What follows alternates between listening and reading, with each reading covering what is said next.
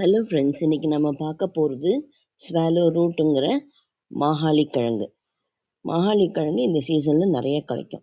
முதல்ல கடையிலேருந்து வாங்கின்னு வந்த உடனேயே நம்ம தண்ணியில் நல்லா ஊற வச்சு நிறைய நேரம் ஊற வைக்கணும். ஊற வச்சு மண்ணு போக அலம்பிட்டு தோலை நல்லா ஸ்க்ரப் பண்ணி எடுக்கணும்.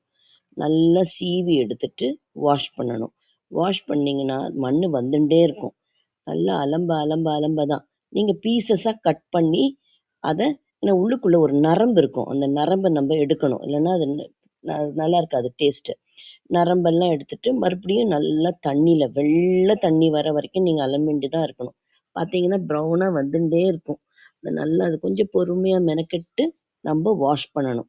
வாஷ் பண்ண தான் நமக்கு அந்த ஒரு ஒரு பியூரான ஒயிட் வாட்டர் கிடைக்கிற வரைக்கும் வாஷ் பண்ணாதான் அந்த மண் ஆக்சுவலி இந்த மாகாளி கிழங்கு கொஞ்சம் ஒரு வாசனை தனியான ஒரு வாசனையாக இருக்கும். இப்போ நான் என்ன பண்ணுறேன்னா, இதை நல்ல வெந்நீர் ஜலத்தில் ஒரு 3 நிமிஷம் கொதிக்க வச்ச தண்ணீரில் இதை போடுறேன்.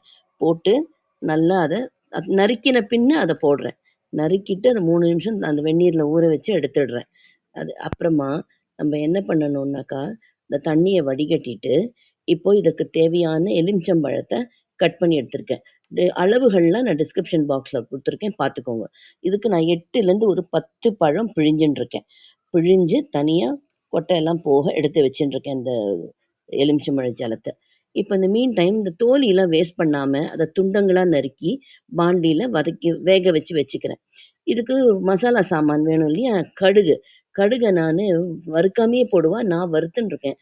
வறுத்துண்டு மஞ்சப்பொடி, அதுக்கேற்ற உப்பு, மிளகா எல்லாத்தையும் நல்லா கொரன்னு அரைச்சி வச்சுன்னு இருக்கேன். இப்போ நான் ஏற்கனவே சொன்னேன் இல்லையா, அதை வேக போட்டுன்னு இருக்கேன் தோலியேன்னு. வெந்துட்டான்னு இப்போ நான் செக் பண்ணுறேன். தண்ணியெல்லாம் சுண்டி வெந்து போச்சு. இப்போ ரொம்ப ஃபுல்லாக வேகணும்னு இல்லை, ஒரு 3/4 பதம் வெந்தால் போதும். அதை வேஸ்ட் பண்ணி தனியாக ஊறுகாய் போட்டுக்கலாம், அது உங்கள் இஷ்டம். நான் இதோடையே சேர்த்து போட்டுடுறேன். இப்போ நான் என்ன பண்ணுறேன்னா, இந்த மாகாளி கிழங்கோட இதை சேர்த்துட்டு இந்த மசாலா சாமானையும் நல்லா தூவி விட்டு கொஞ்சம் அலம்பி விட்டு, கொஞ்சம் தண்ணி நீங்கள் சேர்த்துக்கலாம். அலம்பி விட்டு அதில் நல்லா எல்லாத்தையும் கிளறி ஒரு ஃபைனல் டச்சு கொடுத்து இதை ஊற வைக்கணும். எத்தனை நாள் ஊற வைக்கலாம்? 10 நாள் ஊறிட்டுனா ரொம்ப நல்லா இருக்கும். உப்பு அளவு எல்லாமே இந்த அளவுக்கு எவ்வளோ தேவையோ நான் கொடுத்துருக்கேன். இந்த மாகாளி கிழங்குல நிறைய பெனிஃபிட்ஸ் இருக்குது. அந்த பெனிஃபிட்ஸ் எல்லாம் நான் டிஸ்கிரிப்ஷன் பாக்ஸில் கொடுத்துருக்கேன். நீங்கள் எல்லாம் இதை டேஸ்ட் பண்ணி வாங்கி போட்டு டேஸ்ட் பண்ணி உங்கள் கருத்துக்களை சொல்லணும். தேங்க்ஸ் ஃபார் வாட்சிங்.